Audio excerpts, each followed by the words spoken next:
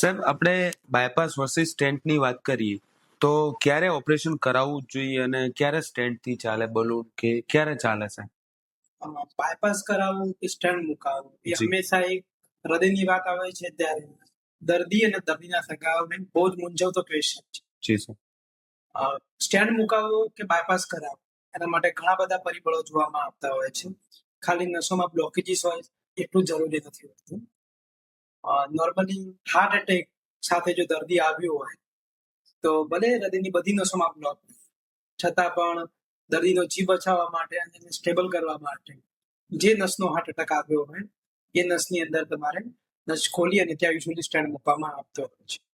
જ્યારે heart attack ન હોય એવી પરિસ્થિતિમાં જો દર્દીને છાતીમાં દુખાવો થતો હોય અથવા ટીએમટી પોઝિટિવ હોય અથવા તો જે દર્દીઓમાં કેલ્શિયમ સ્કોરિંગ હાઈ હોય ને એન્જિયોગ્રાફી કરાવ્યા પછી આપણને ખબર પડે કે હૃદયની નસોમાં બ્લોક હોય છે.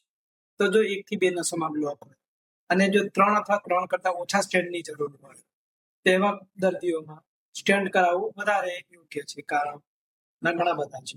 જ્યારે હૃદયની 3 નસોમાં બ્લોક હોય અથવા તો જે દર્દીમાં 3 કરતા વધારે એટલે કે 4-5 સ્ટેન્ટની જરૂર પડી જતી એની શક્યતાઓ છે. તો અથવા તો અમુક જે હૃદયની મેઇન નસો કહેવાય અથવા તો અમુક એવી જગ્યાએ બ્લોક હોય છે ભલે 2 સ્ટેન્ટની જરૂર હોય પણ અમુક બ્લોક એવી રીતના હોય છે કે જ્યાં સ્ટેન્ટ મૂકવો હિતાવહ નથી હોતો. તેવા કેસમાં બાયપાસ એ વધારે સારો ઓપ્શન છે.